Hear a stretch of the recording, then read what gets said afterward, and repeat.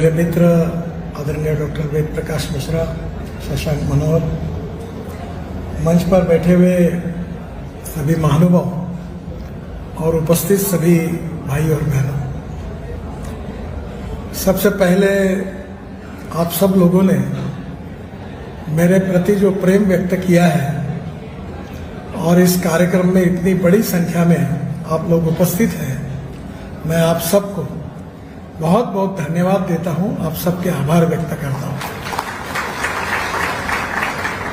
दो बातें मैं अक्सर कहता हूं, we need to redefine the definition of politics. जो पॉलिटिक्स का अर्थ होता है वो केवल पावर पॉलिटिक्स, सत्ता कारण, यही अर्थ होता है। और मैंने ये तय किया है कि मैं 80 या 90% सामाजिक काम करूंगा। मैं एक ट्रस्ट का अध्यक्ष हूँ और अभी 1800 एकल विद्यालय गढ़चिरौली, सिरोंचा, एटापल्ली और मेरघाट में हम लोग कार्य करते हैं। डॉक्टर मदन कापरे जी अपने डॉक्टरों को ले जाकर वहाँ उनके ऑपरेशन फ्री ऑफ चार्ज जाके करते हैं। तो निश्चित रूप से सामाजिक कार्य करने में जो आनंद आता है वो मुझे, मेरा लाइकिंग भी है। एक बात निश्चित है कि राजनीति में काफी बड़े प्रमाण पर एक दूसरे के ऊपर टीका टिप्पणी होती है।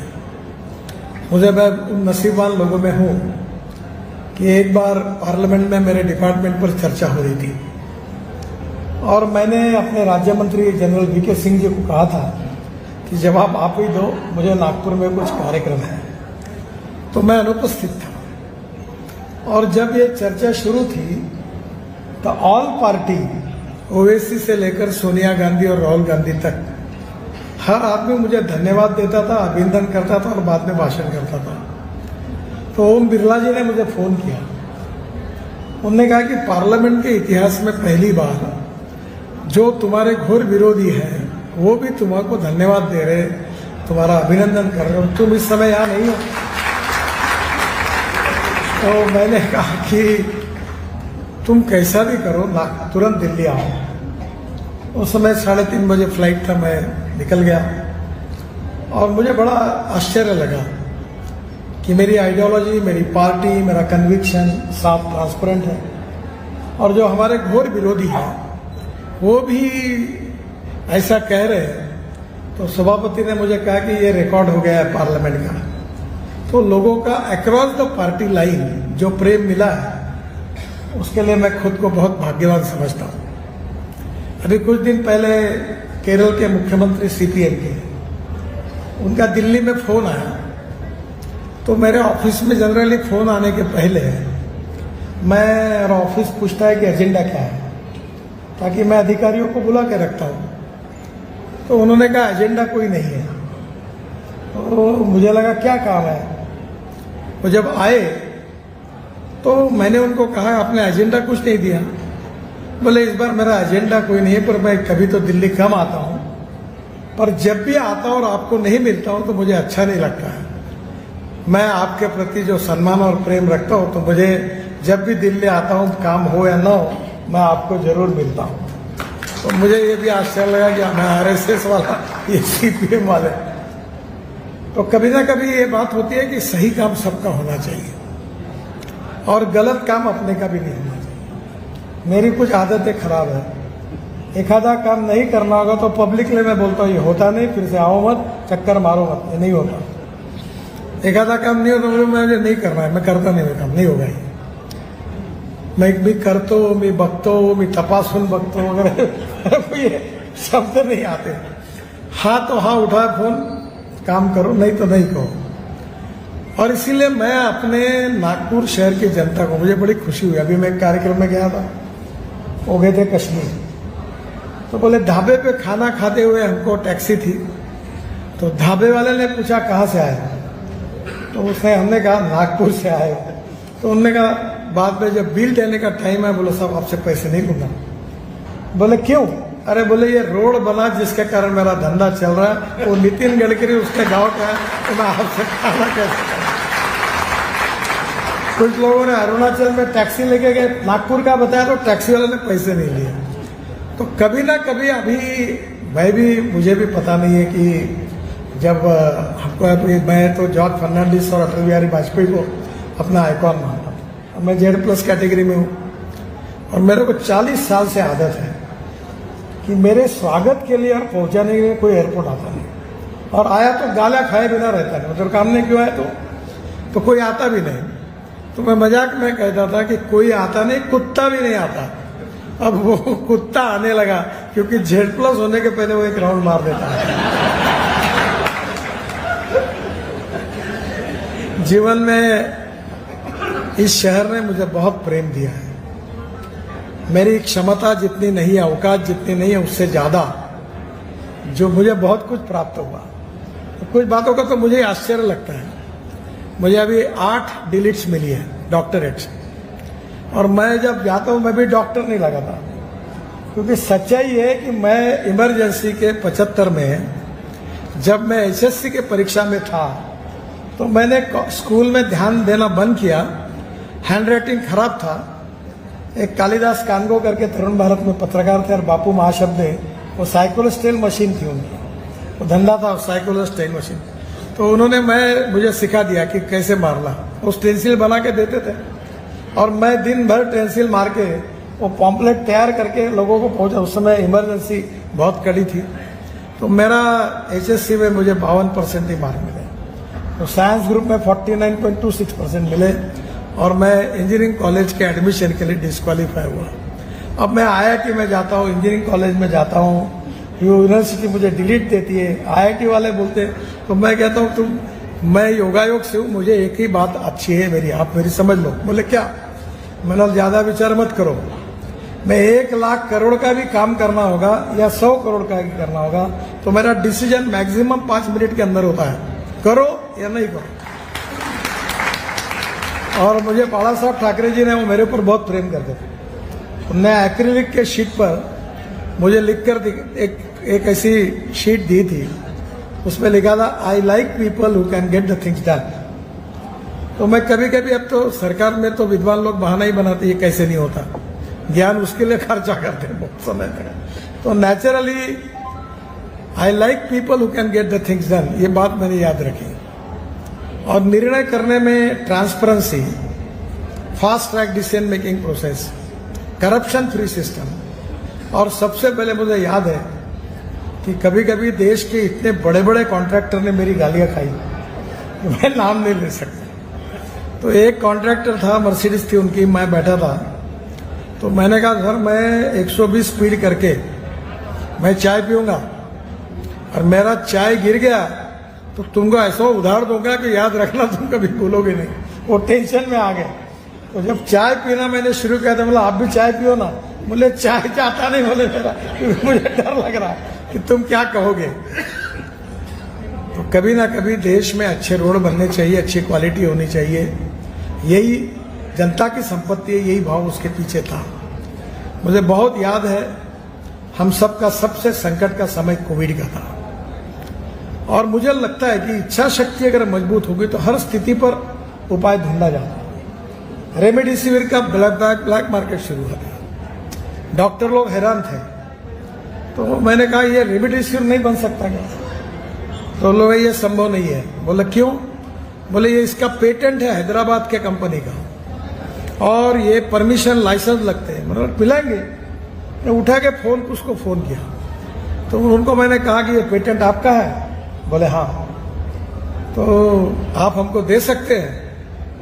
बोले मैं आपके लिए कुछ भी दे सकता हूं, मैं आपका फैन हूं। मैंने बोला मेरे लिए इतनी कृपा करिए, ये पेटेंट मेरे को दे दीजिए।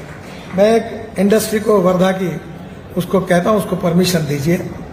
उसने तुरंत दिया, लाइसेंसेस मिले, रेमडेसिविर बना। नागपुर में तो मिला, प्रदेश में हमने भेजा। और एक समय तो ऐसा आया कि डॉक्टर कापरे जी और सब आंख और कान वाले डॉक्टर 15-20 मेरे घर पे आए, और उन्होंने कहा कि कोविड का इफेक्ट, साइड इफेक्ट के कारण अनेक पेशेंट को फंगस के कारण उनकी आंखें जाएगी, और हमारी समस्या है, उनकी कुछ डॉक्टरों के आंखों में आंसू थे कि अब हमारे पास फंगस का इंजेक्शन नहीं है, मार्केट में अवेलेबल नहीं है। हाँ, तो मैंने कहा ये क्या नाम बताओ?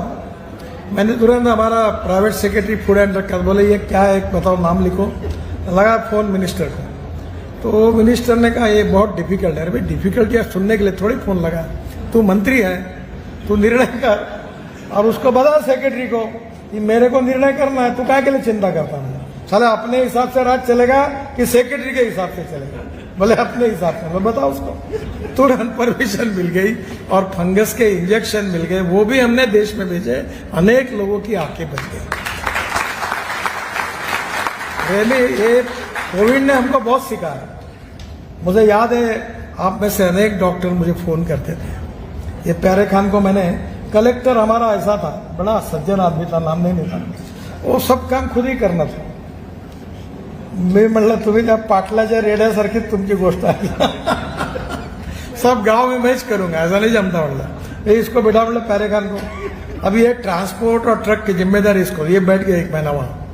और फिर मैंने देखा तो भी वो भुवनेश्वर और अंगुल और विशाखापट्टनम में ऑक्सीजन मिलता था, भिलाई में क्यों लगे थे वहां, ट्रक कभी कभी भाग जाते थे।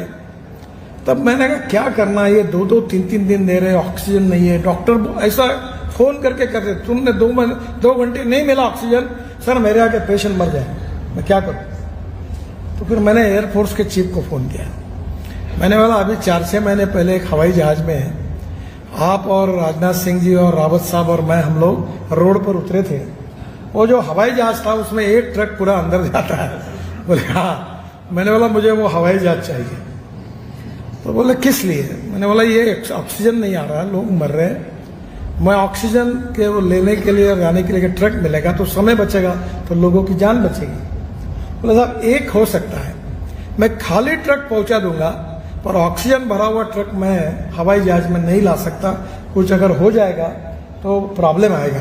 बोला कोई बात नहीं, आप तुरंत मुझे हवाई जहाज भेजो। बोले मैं कल भेजता हूँ। बोला कल नहीं, नागपुर आने के लिए चंडीगढ़ से हवाई जहाज को 2 घंटे लगते हैं, 3 घंटे के अंदर यहाँ हवाई जहाज खड़ा होना चाहिए।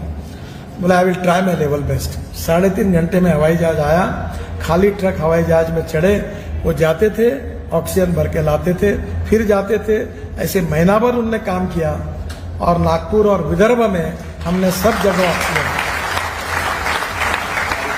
और मुझे इस बात की खुशी है कि पहली बार मैं कोविड में मैंने ये तय किया कि जो भी 1-2 महीने में यही था, वेंटिलेटर नहीं। डॉक्टर साहब की क्षमा मांग के बताता हूँ कि वेंटिलेटर कैसा लगाना ये भी कुछ जिले के डॉक्टरों को पता नहीं था। फिर मैंने एक टीवी शो किया वीडियो पर, डॉक्टर बैठा और सबको वेंटिलेटर कैसे लगाना, लाइव डेमो, पूरा डेमोन्स्ट्रेशन हुआ। और फिर 500 वेंटिलेटर मैंने लाया। उस समय एक नागपुर के प्रसिद्ध डॉक्टर मेरे पास आए, बोले मेरे यहाँ बहुत पेशेंट सीरियस है, मुझे कुछ भी करो कम से कम 2 तो भी वेंटिलेटर दो। मतलब कितने चाहिए आपको? मतलब 5 देंगे तो बहुत ही अच्छा है, ले जाओ, पड़े हैं मेरे पास, मैं देता हूँ। तो बोले पैसे कितने? तो मैंने कहा दुकान खोला क्या? बोला पैसे कितने? आप लेके जाओ, और जब कोई गरीब आदमी आपके पास आएगा और बोलेगा मेरे पास पैसे नहीं है, तो उसकी ट्रीटमेंट फुकट में कर देना, बस मुझे पैसे मिल जाए। और अभी वेंटिलेटर ये 7 लाख रुपए का और 5 लाख रुपए का लेते हैं।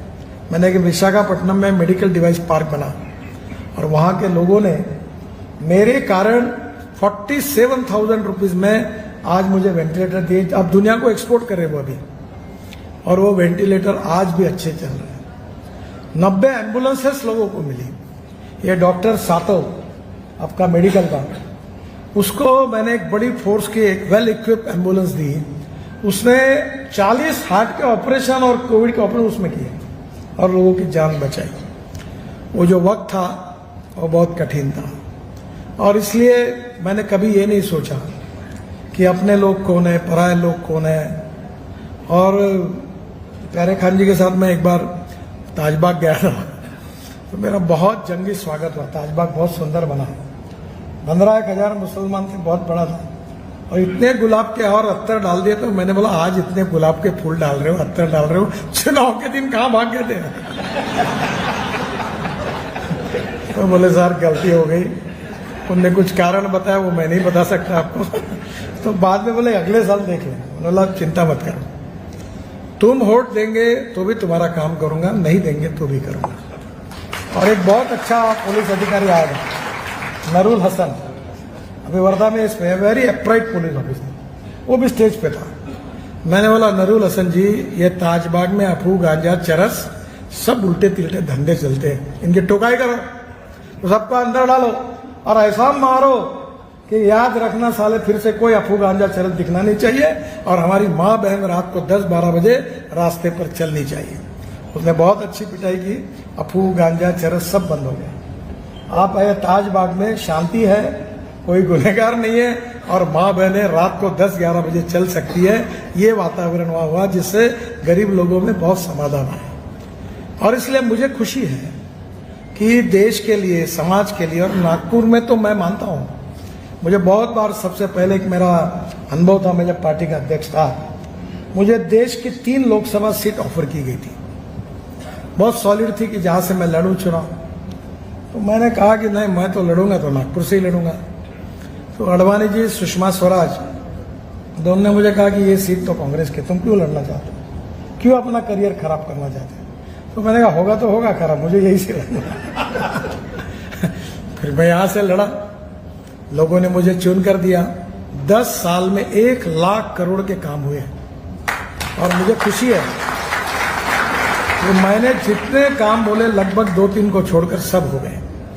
अब वो नाग नदी की बात आप जो कर रहे थे, वो 2400 करोड़ हो गए सैंक्शन, बहुत समय लगा। वो जापान के एम्बेसडर और जायका के सब चेयरमैन वगैरह आए थे और मैं तंग आ गया था। मैंने कहा मेरा तो ओपिनियन था कि इंडियन ब्यूरोक्रेसी बहुत वर्स्ट है, बट यू जापानी prove to be more worse than Indian bureaucracy, you are not taking decision, what are you doing. इतना उनको, मैंने उसके लाल लाल चेहरे पर केवल आंखें आंसू आ गए। मैंने बोला सैंक्शन करना है तो कर, भीख मांगने आएंगे तुमको, इमीडिएटली करो।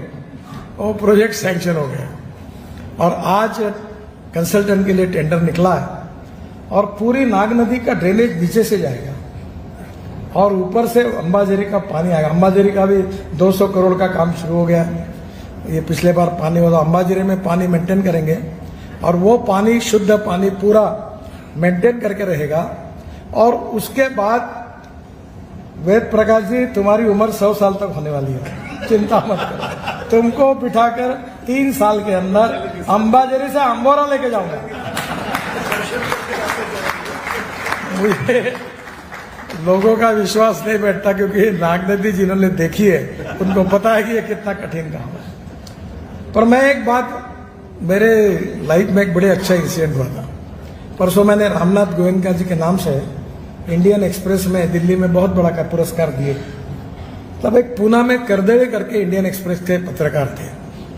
तो मैं मुंबई पुणे एक्सप्रेस हाईवे का जब काम कर रहा था, तो मैं जब मुंबई से पुणे पहुंचा तो मेरी मिड द प्रेस थी और पुणे विद्वानों का शहर है तो पत्रकार भी विद्वान थे।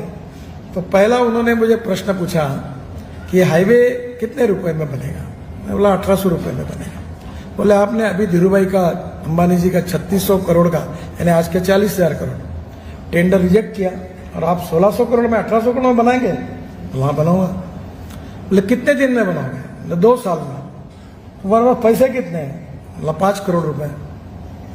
वो हंसने लगे, बोले आप कुछ भी आएंगे नेता और कुछ भी बोलेंगे तो तुम्हारे पास क्या है बोले जिसके कारण हाईवे बनेगा।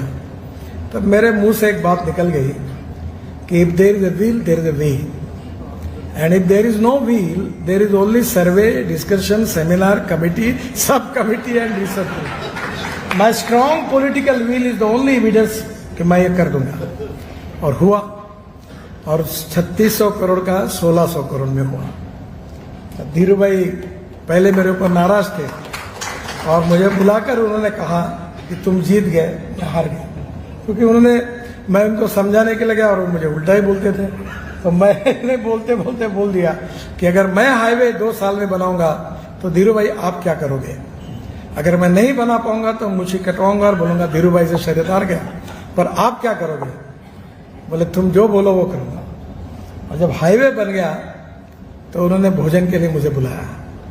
मैं, मुकेश, अनिल और चैनी साहब चारों थे और मैं बड़े दिल के थे वो। उन्होंने कहा मैं हार गया, तुम जीत गए। नहीं धीरू भाई, आप मेरे पिता के समान हो, आप मुझे आशीर्वाद दो।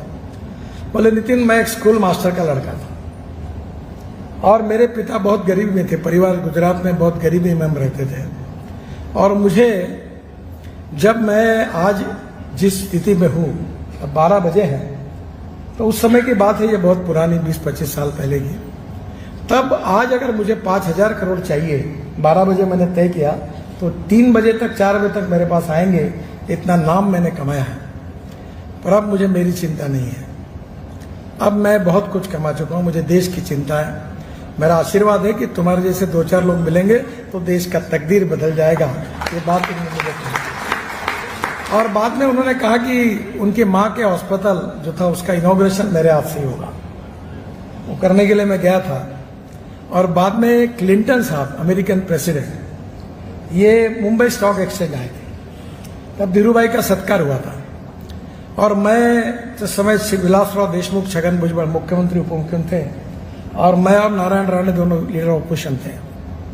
जैसे कार्यक्रम खत्म हो गया, धीरू भाई ने मुझे आवाज दिया, अब बोले इधर आओ नितिन, इधर आओ। तो मुझे नितिन नहीं बोलते थे। मैं उनके पीछे गया तो जिस रूम में क्लिंटन थे और धीरू भाई थे, मैं वहाँ उसको मुझे बुलाया और क्लिंटन को बताया कि तुम हवाई जहाज एयरपोर्ट से आए, ये सब फ्लाईओवर हमारे लड़के ने बनाया, मुंबई पुणे हाईवे बनाया। और उन्होंने कहा, बहुत मेरी तारीफ क्लिंटन साहब ने की।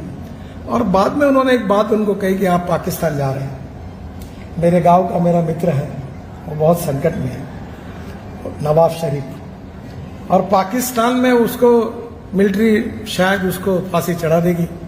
तुम मेरे लिए एक ही काम करो कि नवाज शरीफ का हवाई जहाज किसी भी स्थिति में वहां से उड़ जाए, इतनी बात उसको कहो ताकि उसकी जान बच जाए, क्योंकि वो मेरा दोस्त है। इतनी बात मैंने सुनी थी। फिर बाद में मुझे पता चला कि दूसरे दिन सुबह क्लिंटन का फोन आया और उन्होंने कहा, धीरू भाई मैंने आपका काम किया और नवाज शरीफ का हवाई जहाज पाकिस्तान से उड़ गया और वो लंदन चले गए और वो सुरक्षित रहे। तो कभी ना कभी बहुत सी यादगारें ऐसी होती है कि जो निश्चित रूप से जीवन को भी कुछ सिखा के जाती है। मैंने कभी जात, पंथ, धर्म, भाषा, पार्टी का विचार नहीं किया, मैं काम करते गया। और क्योंकि सामाजिक कार्यकर्ता ही मेरा स्वभाव होने के नाते मैंने कभी उसको डिस्क्रिमिनेट नहीं किया। और मुझे बहुत खुशी है कि इस शहर ने जात, पंथ, धर्म, भाषा और पार्टी कुछ भी हो, बहुत प्रेम दिया। आज मैं जब जाता हूँ तो मुझे अनेक जगह पर लोग मिलते हैं और वो जब जिस भाव में कहते हैं उसके लिए मैं खुद को बहुत नसीबवान मानता हूँ। और आप सब लोगों का प्रेम ही मेरी जीवन की सबसे बड़ी पूंजी है। केवल 2-3 बातें आपको कहूंगा कि चुनाव में 54% वोटिंग हुआ पिछले बार। इस बार आप सब लोग टेलीफोन का उपयोग करके अपने दोस्त, मित्र और परिवारों का सबको बात करिए और कम से कम 75% वोटिंग होगा, इसके लिए जरूर प्रयास करिए। ये मेरी आपसे पहली रिक्वेस्ट है। दूसरी रिक्वेस्ट ये है कि अभी भी कुछ लोगों के नाम है नहीं है, तो अभी उसका ऐप है, डाउनलोड किया है, मेरे कार्यालय में भी है। एक बार आप चेक करिए कि आपके परिवार के सब नाम है कि नहीं है। नहीं तो फॉर्म भर के दीजिए, सप्लीमेंट्री लिस्ट में नाम लाने की हम कोशिश कर सकते हैं। और तीसरी बात, आपके परिचय से जो भी लोग होंगे जिनके लिए आप मेरे लिए बात करोगे, तो उनका नाम और फोन नंबर मेरे ऑफिस को दे दीजिए। मैंने अभी काफ़ी टेक्नोलॉजी का उपयोग करके लोगों तक पहुंचने की कोशिश की है। वैसे मैं अब चुनाव में बाहर भी मुझे जाना है, पर मैंने तय किया कि इस बार मेरी भी अड़चन, जहाँ जाता हूँ वहाँ लोग इकट्ठा हो जाते हैं। तो मैंने अभी कहा कि जिसको बुलाया वही कार्यक्रम में हो और एक एक बस्ती में 400-500 लोगों के साथ बातचीत हो, नहीं तो वो पब्लिक मीटिंग जैसा हो जाता है। तो मैं सागर को और समीर को धन्यवाद दूंगा कि उन्होंने आप सबको बुलाया, तो कम से कम एक थोड़ी सी बातचीत जैसे तरीके से आपसे बातचीत हो पाई और इसके कारण आपसे इंटरेक्शन भी हुआ। आप सब लोग, मुझे मालूम है कि आप मेरे आने की और मेरे भाषण की बहुत उत्सुकता से राह देख रहे हैं, क्योंकि मेरे भाषण के बाद भोजन है। तो अब ज़्यादा समय मैं आपका नहीं लूँगा। आपको बहुत बहुत शुभकामनाएं, शुभेच्छाएं। आपका साथ, आपका विश्वास याद रखूंगा। बहुत बहुत धन्यवाद। नमस्कार।